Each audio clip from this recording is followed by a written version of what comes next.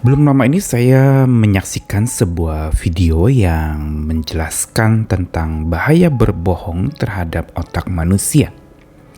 Diadakan sebuah penelitian terhadap orang yang berbohong dan berkaitan dengan satu hal di dalam anatomi otak manusia yang bernama amigdala yang mengatur respons emosi terhadap sesuatu, salah satunya rasa takut. Maka saat orang pertama kali berbohong, akan muncul banyak reaksi-reaksi yang ada meliputi otak manusia ketika pertama kali. Tapi ketika kedua kali, ketiga kali, maka reaksi itu tidak sebanyak yang pertama. Yang berarti otak mempunyai kapasitas atau kemampuan untuk beradaptasi dengan sebuah rasa takut akibat seorang berbohong.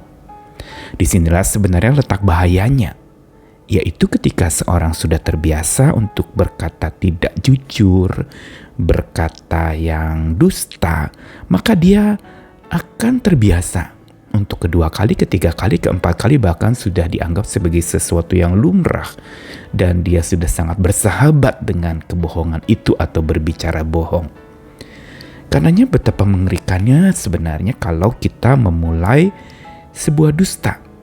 Tapi pada dasarnya lagi bahwa ada sebuah buku yang berjudul 200 Dusta Sehari memberitahukan bahwa manusia pada dasarnya penuh dengan kepalsuan, sangat mudah berdusta.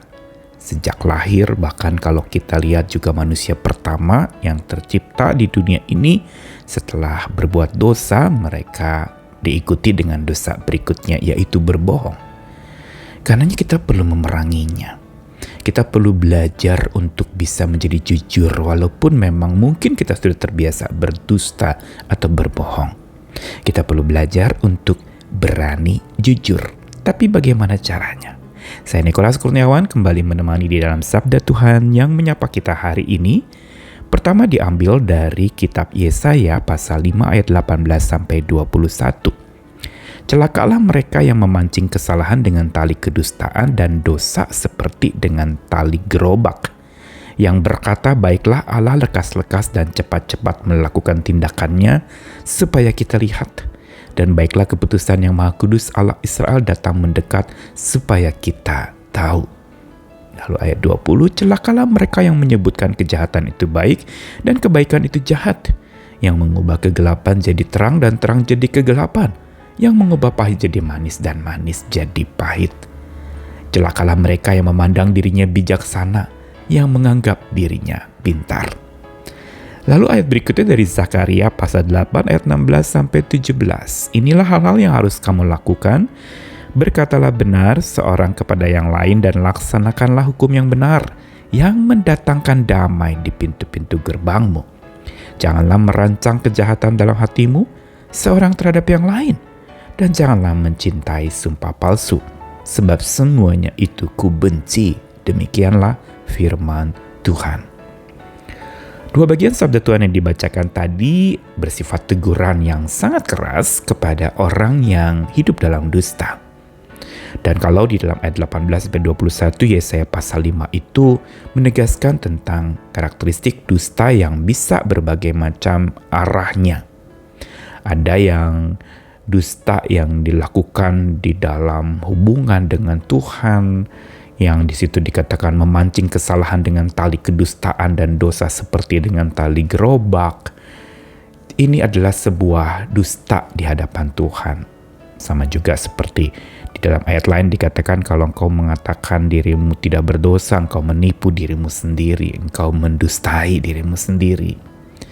Lalu ayat 20 dari Yesaya pasal 5 tadi dikatakan celakalah mereka yang menyebut kejahatan itu baik dan kebaikan itu jahat. Ini kejujuran berkaitan dengan perkataan. Kalau tadi dalam hubungan dengan Tuhan, ini dalam perkataan berkaitan dengan apa yang dipercaya seseorang. Jahat dibilang baik, baik dibilang jahat.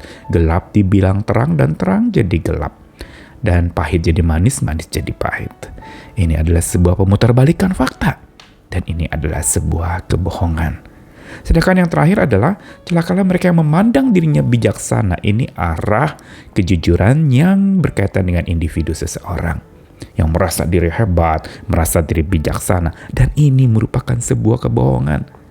Atau merasa diri sempurna, tidak ada satupun kita yang sempurna. Kita sedang membohongi diri kita sendiri dengan mengatakan, saya sempurna, saya tidak pernah melakukan kecacatan, saya tidak pernah melakukan kelemahan, saya tidak pernah melakukan kesalahan. Itu adalah sebuah dusta.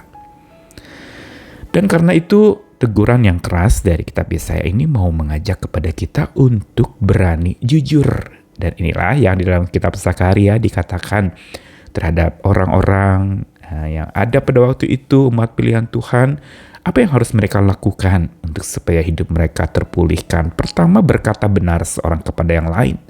Laksanakan hukum yang benar, dan yang menarik di sini dikatakan, kalau seorang berkata benar seorang kepada yang lain dan melaksanakan hukum yang benar, maka dia mendatangkan damai di pintu-pintu gerbangmu.